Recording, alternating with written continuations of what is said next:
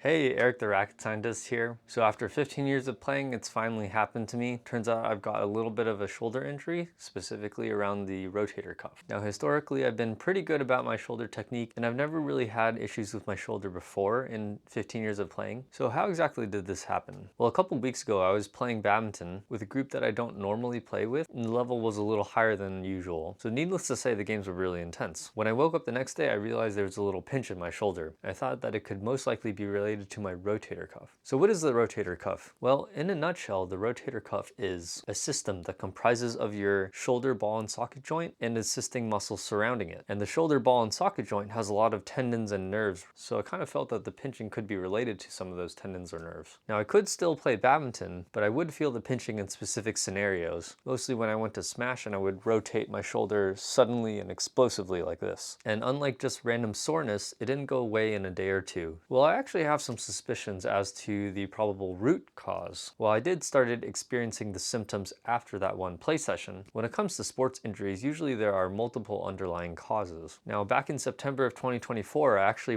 broke my pinky on my right hand, and it was a full fracture, which means that the whole bone came separated and was the last segment. If you look really closely, you might be able to see that my right pinky looks a little bit different. I wasn't able to use my finger for 4 months. Also wasn't able to play badminton for about 4 or 5 months. And even after those 4 or 5 months, my pinky was really sensitive and weak, so I still avoided using it a lot. And obviously I couldn't play badminton with my normal technique after that. But I did take it easy, mostly playing with beginner level people at the time, using kind of a modified technique so I wouldn't really have to use my pinky that much. Because as you may know, in proper technique, your pinky and your ring finger are used for squeezing for power, and to some extent also used for stabilizing the racket in the hand. So I couldn't do that. Now, as the months went by, I started getting back into badminton. Up until now, it's been another 5 months. And so obviously I can play close to my original intensity again because I've already played 3 tournaments since I've been back. But you have to imagine that that recovery process is very gradual. So I went from playing very gently with beginners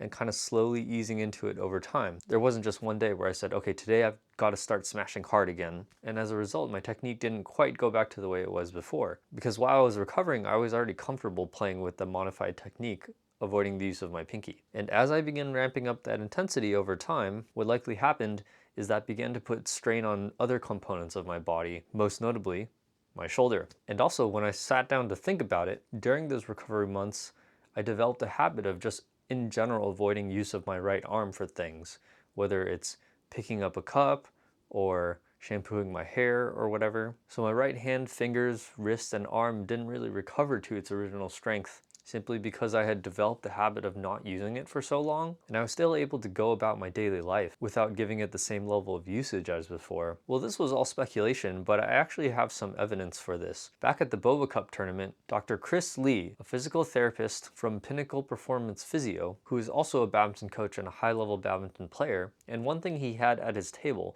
was a grip strength tester. So being curious, I tested out both of my hands. And do you want to guess what I found? For most people who came to the table, they were able to squeeze harder with their dominant hand than their non-dominant hand. I mean, that seems pretty obvious, right? Chris would later tell me that the dominant hand is typically able to squeeze about 10 to 20 pounds harder than the non-dominant hand in most healthy men. But I tested both of my hands, and while my left hand read 99 pounds, my right hand on the first try was only able to get up to 88 pounds. So there was my evidence that my weakened right hand likely contributed to my shoulder issue. So where do I go from here? Well, I decided to seek physical therapy for my issue. And now why physical therapy?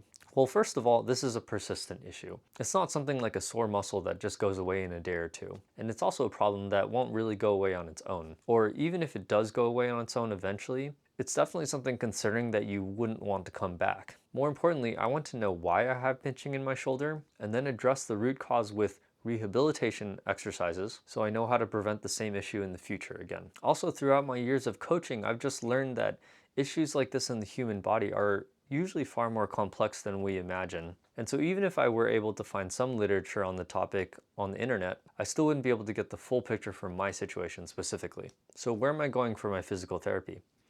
Well, I already mentioned Dr. Chris Lee. If you've been watching my other videos, you'll have seen him featured, specifically in a couple of my tournament vlogs. Now, as I mentioned before, he's both a coach and a high-level badminton player, and he's been playing for over 20 years. So basically, he's the perfect person to go to for badminton-related injuries. So I'm going to go to his clinic as a patient, and we're going to go through the official process of diagnosis to identify the issue and talk a little bit about the root cause. I'm going to ask him some questions so I can be better educated about the shoulder, rotator cuff, and the surrounding systems. And then we're going to develop a plan for recovery so that not only can I relieve my issue now, but I'll also know what to do to prevent it anytime in the future. So stay tuned for the next video where I head on over to Chris's clinic, and I'll see you there.